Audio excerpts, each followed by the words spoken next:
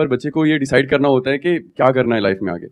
तो वहाँ पे सर मैंने देखा भी है, थोड़ा एक्सपीरियंस भी है इस चीज़ का, कि सर बहुत सारे माँ बाप के जो पेरेंट्स के साथ जो इमोशंस हैं वो जुड़ जाते हैं उस चीज़ के साथ।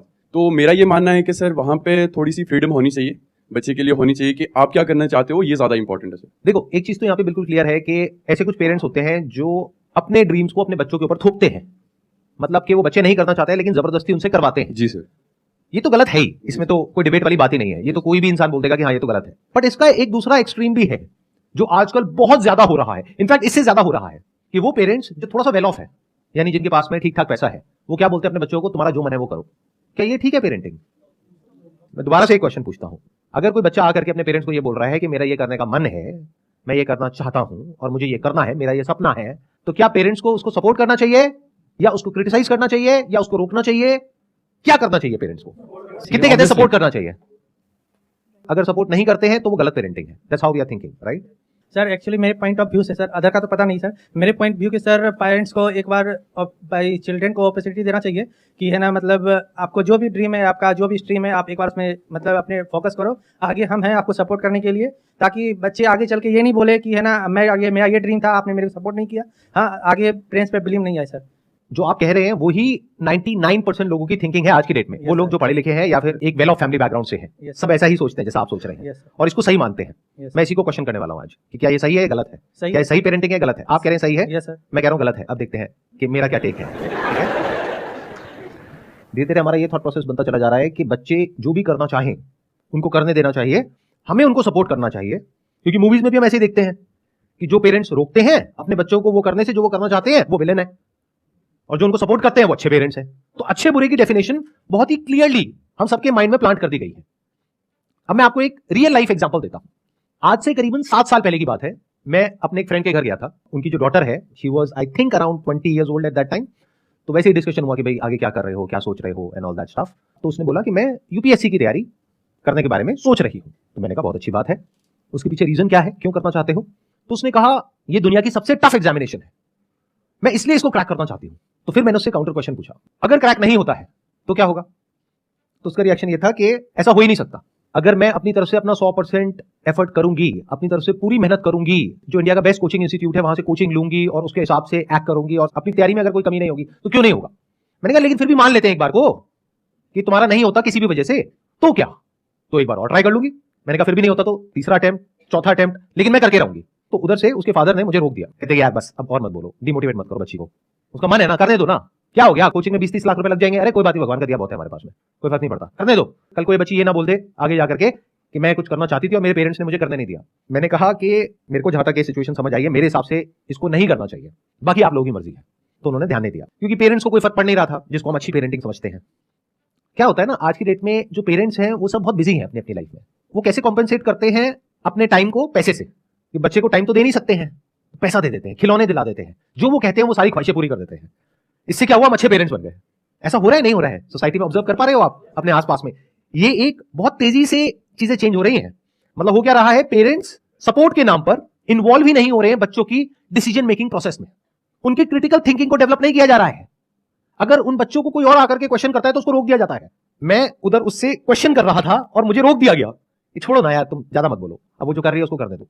मैं कहा ठीक है, that's okay, that's your call. आज सिचुएशन ये है कि उस लड़की ने 6 अटेम्प्ट्स दे दिए हैं, वो डिप्रेशन में है, उसकी दवाइयां चल रही है, वो ज्यादातर अपने कमरे में रहती है, बाहर नहीं निकलती है, किसी से बात नहीं करती है, और गलती से किसी के मुंह से यूपीएससी वर्ड निकल जाता है तो उसको गुस्सा आ जाता है और वो खुद को ब्लेम कर रही है अपने इस फेलियर के लिए। उसके पेरेंट्स को क्या नुकसान हुआ? पैसे का, 20-30 लाख रुपए का, जो उनको फर्क नहीं पड़ता है क्योंकि बहुत पैसा है उनके पास में। तो क्या ये सही पेरेंटिंग है? इज इट राइट पेरेंटिंग जैसा हम समझते हैं? You are saying no now, लेकिन द थिंग इज आपको ये भी समझना पड़ेगा क्यों। देखो, 2 एक्सट्रीम्स है।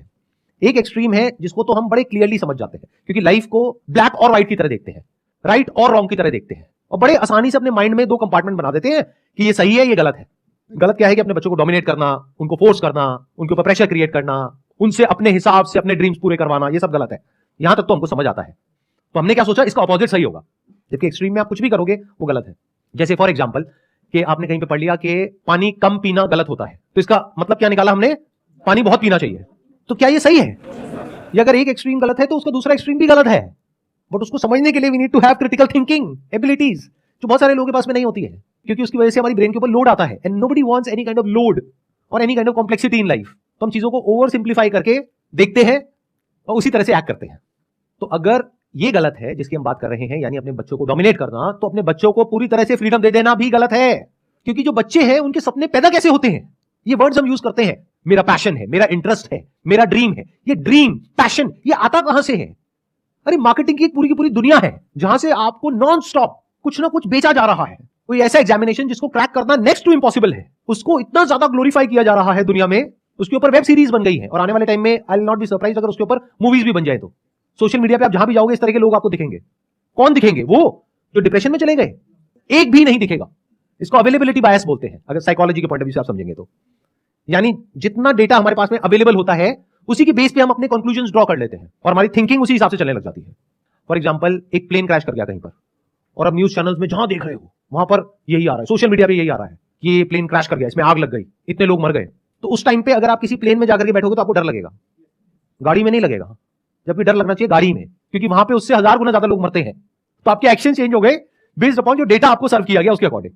बट ये कौन समझ सकता है? वो जो मार्केटिंग को समझता है, बाकी लोग नहीं समझ सकते। तो ये चीज मैंने आज से 7 साल पहले ही देख ली थी जब मैंने उससे क्वेश्चनिंग करनी शुरू करी थी कि एक्जैक्टली ये ड्रीम आ कहां से रहा है उसके माइंड में। एक ऐसे एग्जामिनेशन जिसको क्रैक करना नेक्स्ट टू इम्पॉसिबल है, उसके माइंड में ये थॉट ही कहां से आ रहा है कि मेरा हो जाएगा, और उसका जो अपोजिट थॉट है यानी कि नहीं होगा, जिसकी पॉसिबिलिटी होने से बहुत ज्यादा है, उस थॉट को वो एंटरटेन नहीं कर रही है, ना उसके पेरेंट्स एंटरटेन कर रहे हैं। तो ये तो बहुत डेंजरस हो गया।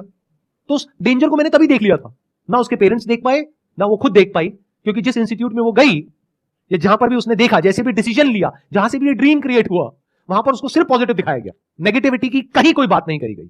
मुझे एक भी यूट्यूब चैनल ऐसा दिखा दो जो इसके बारे में बात कर रहा हो कि इसकी वजह से क्या नेगेटिव इफेक्ट्स आ रहे हैं सोसाइटी पर, यानी जो यूपीएससी की कोचिंग इंडस्ट्री है उसकी वजह से क्या नेगेटिव इफेक्ट्स आ रहे हैं हमारी सोसाइटी पर। बट जहां पर इन लोगों को एक हाई पेडेस्टल पे बिठाया जा रहा है, इस तरीके से प्रेजेंट किया जा रहा है कि किसी भी बच्चे में ये ड्रीम क्रिएट हो जाएगा कि मेरे को यूपीएससी क्रैक करना है, किसी भी। यानी अगर मैं 25 साल पीछे चला जाऊं तो मेरे अंदर भी क्रिएट हो जाएगा। ऐसी वेब सीरीज देखूंगा तो, या ऐसी मूवीज देखूंगा, या ऐसी बातें सुनूंगा, ऐसे लोगों को देखूंगा। किसको अच्छा नहीं लगता है जो आउटकम है वहां से जो मिलता है? आई एम नॉट श्योर आप लोग समझ पा रहे हो या नहीं समझ पा रहे हो मैं क्या बोल रहा हूं। ये बड़ा अलग है उससे जैसा कि हम सोचते हैं या हम देखते हैं। तो अब सवाल उठता है कि अगर मैं कह रहा हूं ये गलत स्टाइल ऑफ पेरेंटिंग है तो सही क्या है? या फिर अगर मैं अपने फ्रेंड की जगह होता तो मैं क्या करता? मैं अपनी बेटी से लड़ता नहीं, ना उसको रोकता, उससे क्वेश्चंस पूछता और ऐसे लोगों से उसको मिलवाता जो कि उसको सोचने पर मजबूर करे कि तुम जो कर रहे हो वो क्या कर रहे हो। और इसकी एक दूसरी साइड को भी देखने के लिए उसको फोर्स किया जाता, जिसको नेगेटिविटी नहीं कहते हैं, जिसको डिमोटिवेशन नहीं कहते, जिसको रियलिटी कहते हैं, जिसको रियलिटी चेक कहते हैं। तो मैं क्या करता? कुछ भी करके रियलिटी चेक करवा देता, फिर जो मर्जी करो। यानी मान लो कि लाखों लोग एक पर्टिकुलर जगह से छलांग लगा रहे हैं नीचे समुद्र में, उसमें से कुछ लोग जो बच करके साइड तक आ रहे हैं उनको हीरो बनाया जा रहा है, बाकी के जो डूब गए मर गए उनका कोई अता पता ही नहीं है। तो मैं क्या करता? किसी भी तरीके से नीचे जाता समुद्र की गहराइयों में और फिर उसको दिखाता, देखो कितनी लाशें पड़ी हैं यहां पर। बाहर जो 10 लोग दिख रहे हैं सिर्फ वो नहीं है, इन लाखों कंकालों को भी देखो। अब बोलो अगर करना है तो करो। If you are okay with this also, because you could be next here, and if you are okay with that then do it, कोई दिक्कत नहीं है। मैं स्ट्रांगली आप लोगों को रिकमेंड करूंगा कि अपने करियर को चूज करने से पहले साइकोलॉजी के बारे में थोड़ा सा पढ़ो। अगर ज्यादा नहीं पढ़ सकते हो एटलीस्ट ह्यूमन बायसेस के बारे में पढ़ लो। इन बायसेस को मार्केटिंग एक्सपर्ट समझते हैं और उसको एक्सप्लॉइट करते हैं लोगों को बेवकूफ बनाने के लिए। मतलब इन बायसेस को पढ़ने के 2 तरीके हो सकते हैं। एक है आप पढ़ो और समझो कि 99.99% लोग कहां फंसने वाले हैं,